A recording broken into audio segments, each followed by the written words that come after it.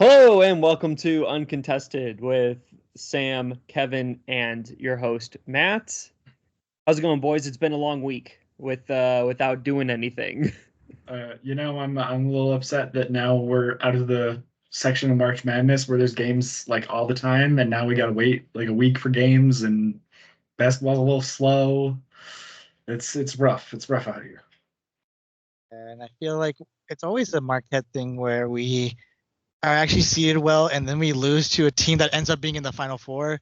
I mean, I'm pretty sure John Morant didn't get to the Final Four.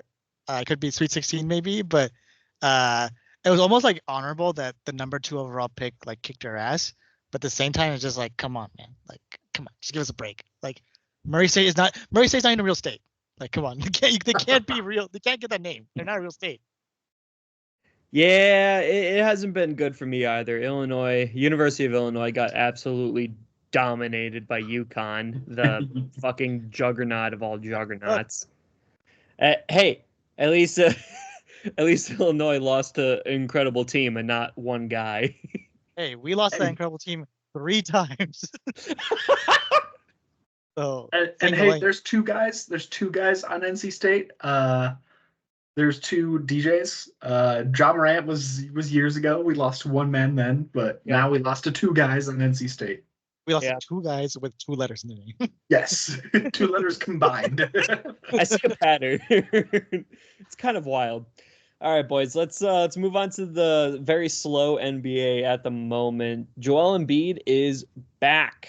It's been a very, very long season. As Kevin has said before, he is legally not able to be an MVP this year. So that just goes to show how long he's been out for. Recently, he's I don't know if this is a good move on his part. It's definitely interesting to say the least. Skechers with his new shoe deal. Not my favorite. Sam, what's your wonderful take on Joel Embiid's new quote unquote fire selection of shoes? I'm just saying, if you know, you know. The sneaker connoisseur, I know too much about shoes. It's kind of disgusting at times. But is it just me, or is this man going to be pulling up a pregame in the Skechers shape ups? I think it's going to be that time. I don't know. It feels weird because there's players wearing and one shoes again, which we used to get from Walmart. I mean, even Shaq shoes from Walmart. People are going to be pulling up in those. I mean, if you're a skater boy, you're wearing the Airwalks. Like, what are we doing nowadays? It's like a lot of these NBA players come from very poor conditions, wearing those shoes, and now they get to be the face of those shoes because Joel Embiid has been promised to be the face of Skechers basketball. That is the most wild statement I've ever heard in history. The last time I heard something ridiculous was Steph Curry to Under Armour, and look how that turned out. Are you wearing Currys? I'm not wearing Currys. That's awkward. I actually own a pair of Currys that I very much like. Of course you know. But I don't want to get political, but we know what Under Armour represents, so. Oh, fucking woof. Yeah, I mean, it's definitely interesting to say the least. I don't know. I mean, like, it could be. I guess it could be worse. I don't know. I mean, Kevin, what's worse, Skechers or New Balance? Ooh, they're both horrible. But probably Skechers, honestly. Skechers is like like the shoes you find at Walmart when you're a 10-year-old trying to get gym shoes. Like New Balance is the ancient old dad shoe. At least New Balance has like a couple cool things, but Skechers has got nothing. Skechers is kid shoes. Skechers is kid shoes. That's it. Dude, I want Jimmy Butler to be sponsored by Vans. How incredible would that be? That would be sick. with his recent photo, just him with the over in the Vans. Like that's top tier content right there. I fucking love that. Right now we have Jokic as the current MVP race. Anybody that we think can compete against that? I believe the top 5 is what? Jokic, Giannis, Luka, Shea, and who am I missing? Tatum. Yes, Tatum. Wow, I can't believe I'm the one that. Yeah, look at him. Wild. Fake fan. Tomato. Yeah, I mean, so far Jokic has been like ridiculously dominant. Sam, how are we feeling about Jokic or his competitors?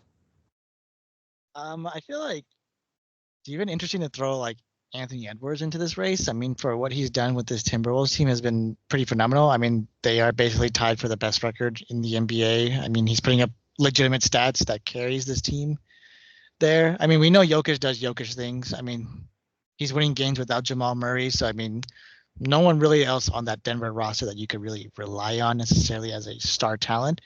And I guess that's what kind of hurts Tatum's argument for MVP, just because, I mean, we see that roster and it's like it almost seems illegal. I don't know how they got away with somehow making Porzingis into Porzingis again, and you know, making Marcus Smart, trading that asset into making it, multiplying it into something even more beautiful.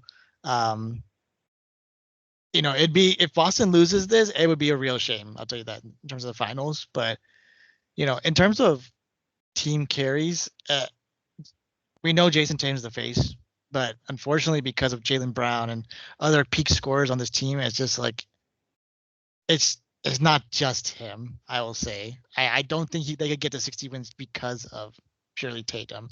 Whereas with Jokic, okay, 53 wins, that makes sense. I could see with Jokic on that.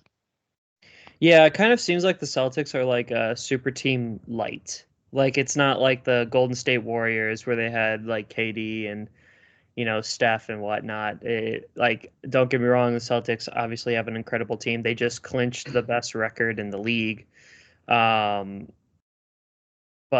I would have to agree. I mean, I love Tatum. I love that team, but I don't think he's the most valuable player on that team per se, or even just in the entire league, because Jokic does seem to carry his team like no other. The Anthony Edwards is very interesting. Did he win Most Improved Player last year? I don't remember who won that award last year, but that's like, well, maybe not most improved, but like you see what I mean? It's just like I feel like he deserves an award. I just don't know what that award would be. Right. Kevin, do you have any surprise MVPs that could take it from Jokic, or are you? Because I know you're the Denver fan over here. So do you have anybody in mind? Not really. I think there's an argument for Ant, to Sam's point, but like it's still such a wide gap between anyone and Jokic in terms of singular impact on a team, and I think that's what MVP should stand for. Um, like again, like the Jason Tatum thing, he is really good. He's one of the best players in the NBA, but the Celtics are such a good, well-rounded team, and that they do have a lot of people who can score. And if Jason Tatum isn't there, they still have a really strong, competent team. Whereas for the Nuggets, if Jokic isn't there, it's a team. It's a team that can score, but it's not like as amazing as it is with Jokic. And I think that's the differentiator. And I don't see that in a lot of other places. The only other thing is maybe the Bucks with Giannis, but even then, I think the difference between Giannis and Jokic is still growing, and Jokic is still just improving. It seems like. Okay. Yeah, I mean the Bucks are also a very weird team this year, I would say. They're doing like well, but I feel like there's like a question mark at the end of that. Like are they? Maybe they're figuring it out now. That's kind of been like the whole argument for the Bucks has been like they'll figure it out, they will figure it out, but we're definitely getting into the territory of just like, okay, it's been almost an entire year. Are they going to figure it out? Who knows? Which brings me to the next thing. Most ridiculous MVPs in the past. I think like I know we've said like the past 3 decades, but I feel like past we could just like shorten that maybe the 10 years. Kevin, you had a very interesting take. I'm not entirely sure if it was a good take, but why don't you tell the fans, people at home, what your wonderful take is? I'm saying my most ridiculous MVP of the past 10 years is Mr. Triple Double, Russell Westbrook himself. I think. Listen, I don't want to say he's stat padding. I think that's kind of a bogus argument, but I think he gets a lot of recognition for the stats that he gets. And I don't think that is always reflective of how much of a genuine impact he makes on the team. I'm just saying. Fair enough. Sam, what's yours? I'm interested I'm actually kind of interested to hear what you have to say about this. So I got two. One is a little bit more jabby towards you guys. Derrick Rose, winning Oh, MVP. fuck off. I mean, literally, you can look Take at that back. statistically, LeBron James and Dwight Howard easily. Ask your brother, Matthew. Ask your brother. He knows Derrick Rose stole that from them. But that's Okay. fine. We'll let that one go. We'll let it go. Okay. You know, I mean, he lost his awards in college too because he didn't take the SAT. But you know, it's a whole different story. But I don't give I a think fuck. Who fucking cares? That's look so at the man. dumb. Look at the man. Look at the man. He's very salty. He's getting attacked. The Chicago Oh, everything on fire again. sorry. But I think the real mistake is Giannis winning MVP again over James Harden. I think that was the biggest disgrace to basketball I ever seen in my life. Think about it. Biggest disgrace of basketball I've seen in my life. They used his story that was as a fueling fire from because the reporters vote for this. So they used that as fuel to his flame at that point. And literally because the Bucks were number one, not purely because of Giannis. Giannis had great stats and he is the carry, but James Harden had nobody, and James Harden still had statistically better stats than him, and they were still a 2 seed, which I think is ridiculous that that's how we're judging things at this point. But yeah, I think James Harden deserves more.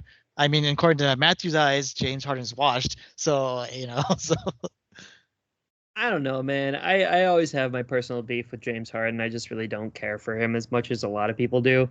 Yeah, I don't know. I've kind of seen that in the past though with the whole narrative because like you said, Sam, the journalists do pretty much vote on that and decide. Um, so it's just kind of like story-wise, Giannis is much more interesting. Um, I do understand your point of view. I feel like I don't want to I don't want to necessarily go into it too much because I don't necessarily disagree with you. I'm more on the stance of like I know how the game is played and how the game is won, and Giannis won it that way. It just kind of is what it is at that is point. this But question the person that's the biggest basketball snob in the world? Is this question me? yeah, Hey, I'll see you yeah. in the alley. I'll see you in the alley, boy.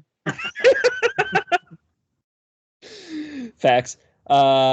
We've got a pretty interesting free agent market this summer. We've got, let's see, DeMar DeRozan, Paul George, Tobias Harris. Interesting question. Should they stay or should they go? Q song in the background.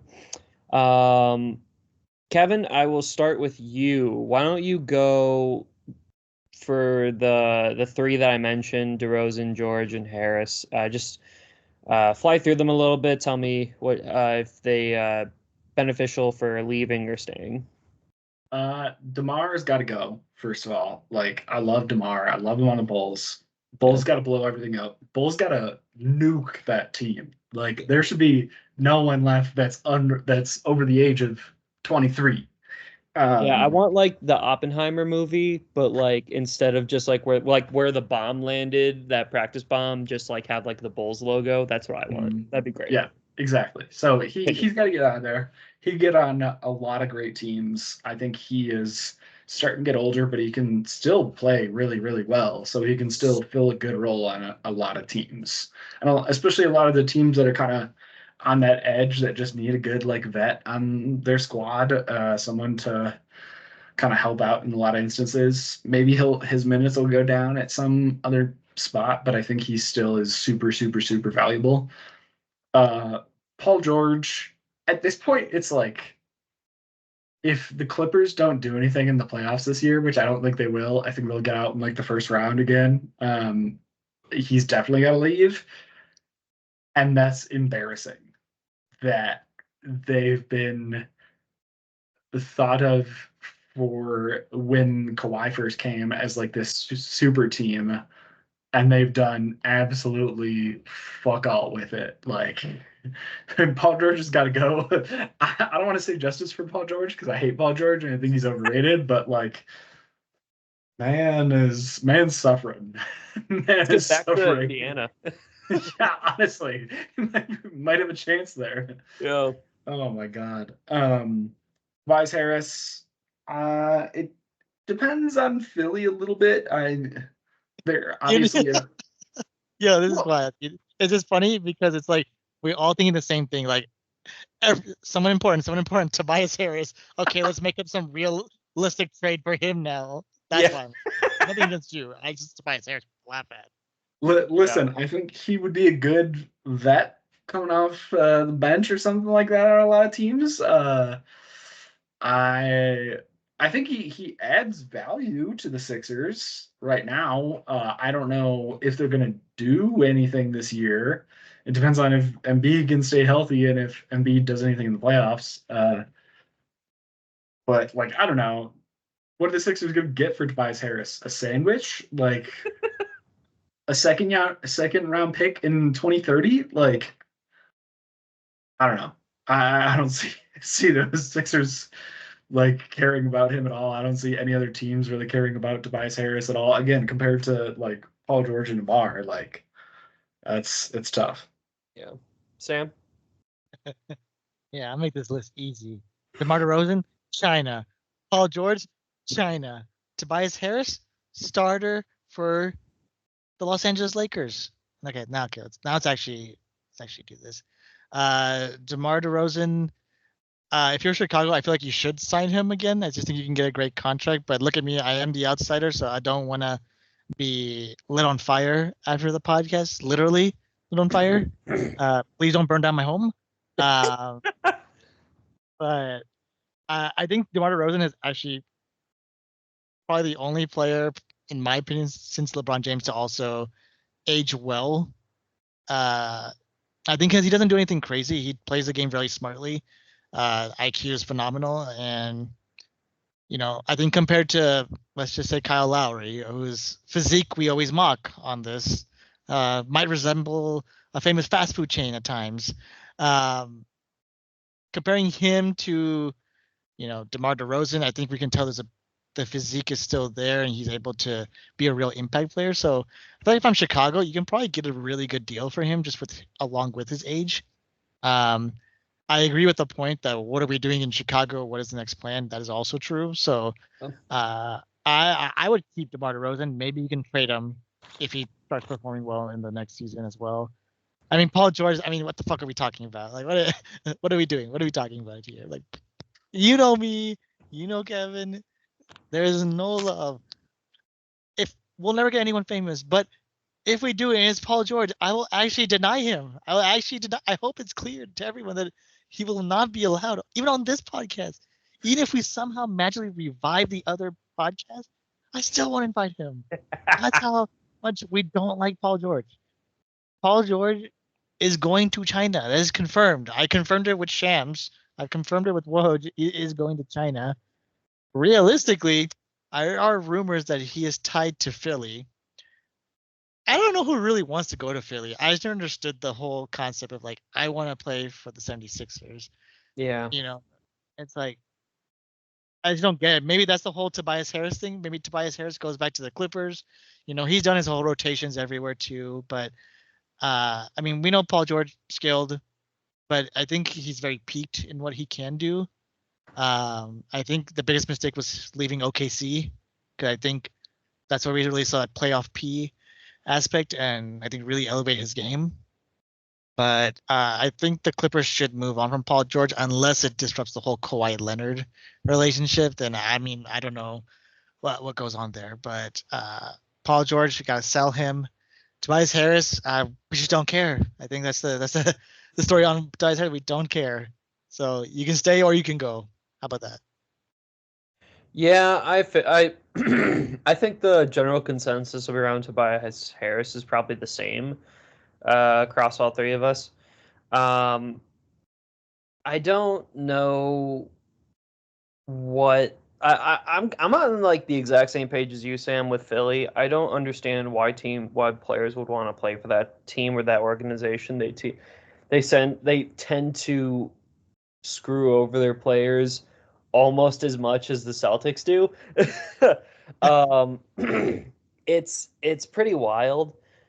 The one thing I will say, I feel like I feel like if Paul George wants to go to the Sixers, that might be enough to keep Embiid to stay. But also, Embiid has almost said everything as far as wanting to, play for a winning team and like just leaving that organization altogether, which is totally fine.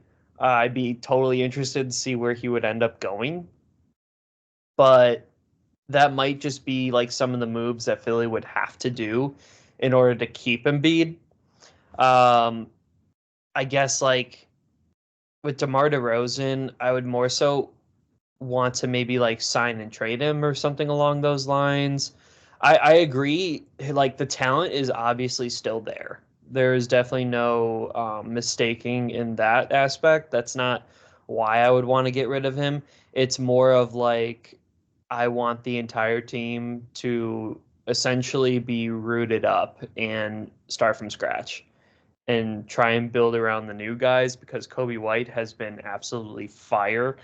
Um, Definitely incredible improvement from the kid. Um, but like just try and build a new team. And if you can get a really good deal with DeMar DeRozan, then yeah, keep him. I don't care. I fucking love the guy. He's awesome. I love watching him play. He's fantastic. But if Embiid is going to stay with the Sixers, maybe you do whatever you can to sign DeRozan, to sign Paul George. Don't know how you would do that financially or whatever, but that seems to be the only way that I could see that happening. Um, Houston Rockets. Never thought I would be talking about them again. They're looking to take a pretty solid swing in the trade market this summer, willing to trade 2 stars. Who are these stars that they are talking about, Sam? Talking about your boy Alperon Sengun and Jalen Green. Oh, Yeah, no love for the new budding stars of the league. Jalen Green has been really good this year, but I don't know if it's a fluke or what. But he's been. I'll give you that. I will absolutely give you that. And Sengun is also really good, but like I feel like Star, like those aren't exactly the names that go into my head when I think of Star. Uh, so it basically seems like they want to get players on their team. Maybe they're the new ones that can get Embiid or whatever. I don't know. Uh, yeah, Sam, do you have any like idea as to how that would play out? I mean, let's look at the key stars for this roster. Besides those two, we have our Please. good old friend Uncle Jeff Green on his 12th NBA team. I'd like to say that's impressive. Jesus Christ. Impressive. Starting off with the Seattle Supersonics at that time, just to be the record. Whoa. Wow. That's we're going way back. We're going way back with Uncle Jeff. Obviously our boy, the famous Dylan Brooks, Oh. America's sweetheart. Uh, Jabari Smith Jr. Obviously, I think still needs some time to really work out that. I mean, Fred Van Vliet, forgot he existed as a player. I think I'm so used to Toronto association with him that I forgot he existed. But the rest is just a lot of random talent. I mean, you forget that Steven Adams is on this roster too. I mean, who Oh, even thought that's about that? weird. Yeah. So a lot of good talent that they have that's kind of growing. Jason Tate has been phenomenal. Just been rooted with injuries. Tari Eason as well. A lot of good guard forward play combinations. They move quick, with and without the ball. Amen Thompson. Obviously Jalen Green and Alperen Sengun. I think this team has a lot of interesting talent. I don't know where it works out necessarily because it's interesting. I mean, we basically a couple weeks ago we were gonna cut out the Houston Rockets, and they went on like a 12-game winning streak, which is like ridiculous. And now they lost two, but they probably won't make it, and maybe that is better for them at the end of the day. But I mean, is this the time where you make a move for like a Paul George? Like, do you just need someone that's just an elite scorer that goes maybe along with the Jalen Green instead of trading Jalen Green? What if you make a package that brings in, Paul George, trade in some of the other younger talent, and build an interesting big three with a nice veteran presence? Like you said, maybe it's a Joel Embiid that comes to Houston and actually launches the rock into the air. I mean, it's interesting to see it. I mean, I'm not for it because the Spurs will be the number one, team in that division next season. So, what do you want to see from the Spurs this offseason, Sam? Trae Young, 2025. Let's make it happen. Trae Young. That's another name that we don't really talk about that much anymore. Interesting. This is going off. That's fine. That's fine. Maybe I'm just like disrespecting the lad. I don't know. Kevin's nodding his head. He definitely thinks I am. Kevin, do you see anything good with the Rockets this offseason? I don't know. I don't really think trading Jalen and Sengun is a good idea. I think the Rockets seem to really starting to get their footing now. And like Sam said, like there's still some stuff to figure out for sure. And like where each of those pieces fit. But especially at this end of the season, they've really been making a push for that playing spot. And they've been looking pretty good. Like they have a lot of good players. It seems weird, but there is a lot of good talent. Like Fred VanVleet is putting up good numbers. He's like being a big part of that team.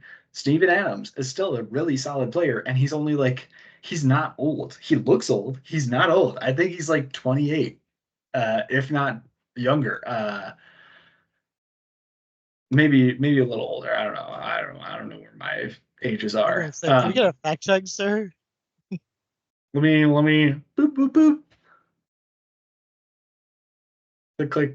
Click. Oh, he is 30. Oh, okay. He's old. He's like so he's a little ancient. Old. But he's still like he's good. He's good.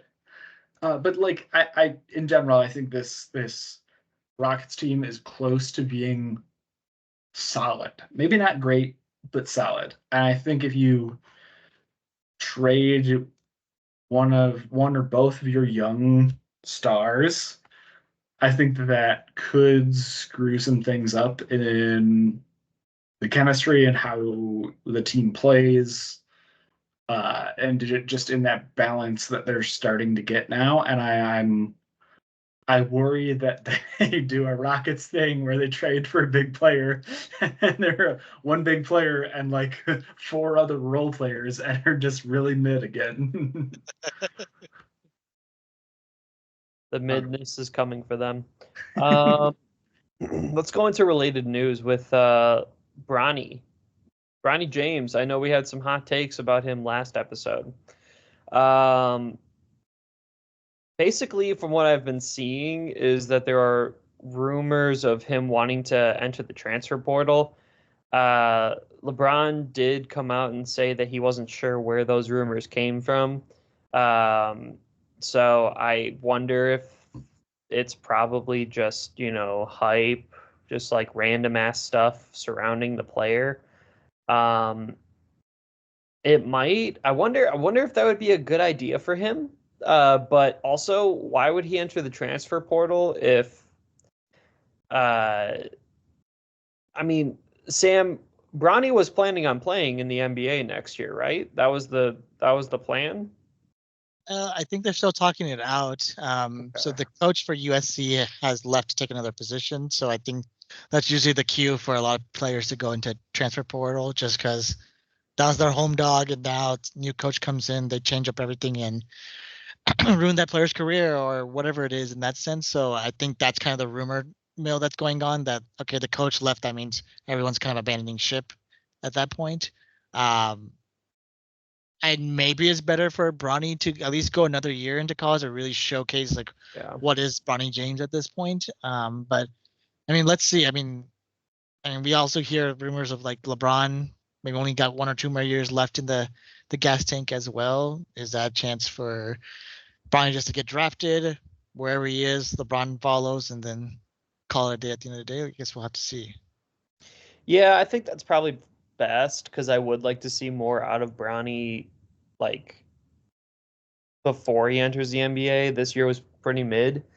So hopefully, like maybe he gets on a really, really good college team that can actually like improve him going into the NBA. But yeah, I mean that's an interesting thing of like what LeBron might do after his career in basketball. He's got a wonderful podcast with JJ, with Mr. Reddick. So maybe he'll just go into podcasting, but that's an interesting question of what LeBron might want to do. I have a feeling he'll probably go right into coaching or own a team. Kevin, what do you think? You seem to have some question. Yeah, I don't know if he will go into coaching or not. I really can't tell, but I wouldn't be surprised if he is just like, I'm gonna skip that step. I'm gonna buy a team because like he is one of the only people who probably has connections already and probably could get his foot in the door with owning a team, or if nothing else, partly owning a team. But I think that also notoriously has gone poorly for ex basketball stars to try and own teams. So I don't know if that'll be a smart move, but I could definitely see that happening. I think regardless, he'll do something very business savvy. He does have a really good business sense in terms of basketball, I think. So I'm interested to see where he goes, but I don't think it'll be coaching right away. Yeah, that would be interesting. I feel like if anybody is going to own a basketball team and succeed with it, I feel like that would be LeBron. Um, he, I mean, we make fun of we jab at this all the time of basically, when push comes to shove, it's almost like LeBron is the head coach of his team. You could put whatever name you want to in the Lakers. I don't think it matters because LeBron's just going to do what he needs to do to win. But yeah, I mean, I would like to see him own a team. I mean, is it possible that he could own the Cavs? That'd be awkward. That'd be super awkward because doesn't it, he owns the Red Sox, right? Was it the Red Sox or some baseball team? You got the Red Sox, you got Liverpool soccer club, so there's a rumor that there's a Vegas team that comes, in the near future that LeBron would partake with that group. So you never know. That would be fun having LeBron on the owning a Vegas team. That'd be one hell of a ride. And he'll put his tequila into the arena as well. So yes, sir. Yes, sir. Why don't we go into the playoff race, boys? Taking a quick look at the standings, let's look at the East. We've got Boston that clinched. We've got, I'm just going to go through the first 6. We've got Boston, Milwaukee, the Cavs, Magic, Knicks, Heat. The Bulls did clinch a play-in. I don't really care. That kind of actually makes me mad that they clinched a play-in. I don't know what this team is doing. Going to the West, we have the Timberwolves, the Nuggets, the Thunder, Clippers, Mavericks, Pelicans. Out of all of these teams, let's start with the East. Who are you not worried about? Who seems to be the team that, will make their run in the playoffs or even to the finals? Sam. I mean, I think the answer seems pretty obvious in this one. I feel like the Boston Celtics have really showed what it means to really dominate. I think we haven't seen this kind of domination in terms of star talent since like the Warriors, peak Warriors. And it's really nice to see that ferocity in them. I guess I think especially when you lose the finals, I think it comes back. I mean, my Spurs are a good example. We lost to the Heat. We came back and we kicked everyone's ass, and that's Boston's chance. I mean, I guess this Miami Heat team has tried that, but it clearly didn't work. But the thing with this Boston Celtics is it's pretty scary to watch. I was gonna say that they're a team to worry about, but now looking at the last four teams that they'll have to play in the first round potentially, I wouldn't be. I'd be scared for the last four. I would not be scared in front of the Boston Celtics. So in the East, I would definitely pick the Boston Celtics. Yeah, that's a good point. Kevin. 100% agree. I think the Celtics this year are on par with all of the front runners in the West. Everyone else in the East is, I think, could Boston would wipe the floor with. Like I think, especially the lower seed teams that, to Sam's point, are going to be the play-in teams, whoever they're going to play in the first round. I think it's going to be a show. It's going to be really fun to watch the Celtics just obliterate whatever team is there. And even after that, I think the Celtics are going to, on paper, should have a relatively easy time getting to the finals. Like they have a good team to stop all the other teams in the East. If they were in the West, that'd be a different story. But I think the only other team they would have trouble with is maybe the Bucks. But every other team in the East is okay, good-ish.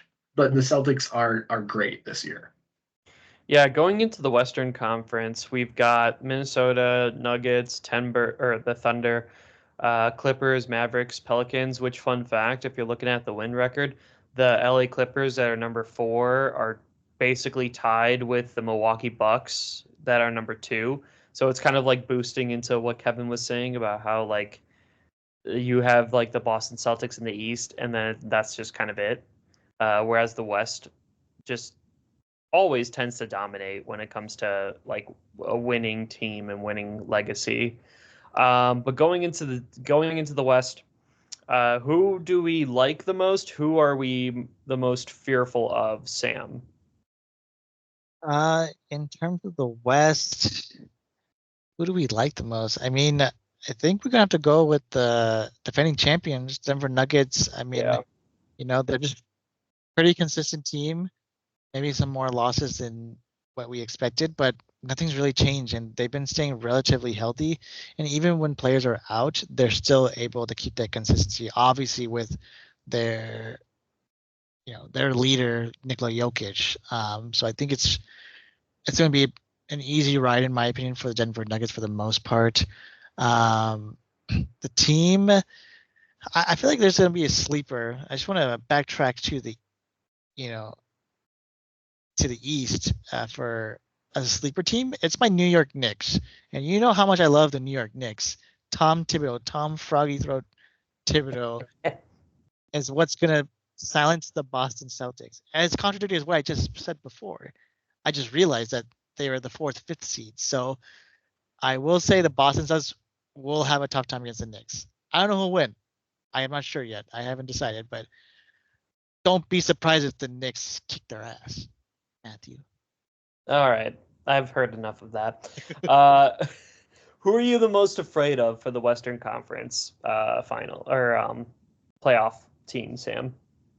So yeah, I mean, I think we're scared of the Nuggets just in terms of how good they are, but in terms of teams that that could be creeping up, I feel like the Sacramento Kings are a very interesting team here. I think the leadership of De'Aaron Fox and Sabonis, and along with that well-round bench, I think it's one of my favorite teams to watch. I think it's the first time we can ever say that the Sacramento Kings are really fun to watch. Like the beam. Like the beam, and it will be challenging for some of these younger teams that are moving up, like the Timberwolves and Thunder, to face, teams that are a little bit more stacked and been well-rounded more together. So I think we'll have to see how the Western Conference pans out. Fair enough, Kevin. I think it's the Nuggets division to take in general, but my sleeper team, at least, if you can even call them a sleeper team, is the Suns. Right now, they're an 8th seed in the West. I think they would be a 4 seed in the East, if I'm doing that math right. Yeah. I think they're gonna have a tough first couple matchups, but I think it's still a team with Kevin Durant and Devin Booker, who are notoriously clutch, notoriously some of the best scorers in the league. I mean, we saw what Devin Booker did in the bubble just a couple years ago. Like, it feels like he can always turn the Jets on when he needs to, especially in like the first round and stuff like that. So I think them as an 8th seed right now, maybe they'll get to a 7th or a 6th seed by the end of it. I think they're definitely the team to watch in the West outside of the Kings. Kings are awesome, but Dude, I don't know what it is, but like I feel like the Suns just I don't know what the problem is. I don't get it. I feel like looking at that roster, they should just be so much better than the Thunder or so much better than the Timberwolves. I don't know why their record is like this. Maybe it's injury. Maybe Bradley Beal just isn't doing as well as they thought he might, which, shocker. He's so old. That is an example of somebody who has not aged very well. But I mean, as far as sleepers go, I like Sam's the Kings. I would normally say the Suns because I understand, you have Kevin Durant, you have Devin Booker, like something has to fall. But like what we've been saying with the Bucks, we've been saying that all year long, something has to work, and it just hasn't. I mean, the Bucks are still an awesome team. You have Giannis and you have Dames. Like, just skill alone will get you into the playoffs. But once you're in there, like, what happens after that is completely team dynamic, I feel like, unless you're LeBron James, Um, so the Suns kind of make me worried as far as how far they might proceed. I don't want to count them out, but eh, I'm not too sure about them. I definitely agree the Nuggets will probably make it to the finals. I know, hot take. Nuggets, the Jokic's, the Denver Jokic's are going to be great. Fire team, love him. Love that guy. He's just like my all-time hero. I want to have the exact athleticism as he does with that kind of body. I'm entering my dad era, and that's the goal right there. So yeah, I think that's an interesting conversation to have. I'm a little, I don't know. It seems very bizarre. Some of these teams on paper look like they should be doing so much better than what they are right now, and it makes me a little bit nervous. But other than that, other than sleepers and that is our show for the night, boys. It was very nice seeing you guys after a break that we had of last week when I was chilling in Colorado with the wife on our baby moon. I got to hang out with Kevin, watch Marquette fall, and see the reaction. Rip in peace, Marquette. We love and respect you, kind of. Thank you guys so much for listening to the show and watching us. If you so desire, please hit the subscribe button, add a like, and we'll see you guys next week. Have a good night. Peace. Bye. Good for your feet and good for the world. Skechers. Is it in you?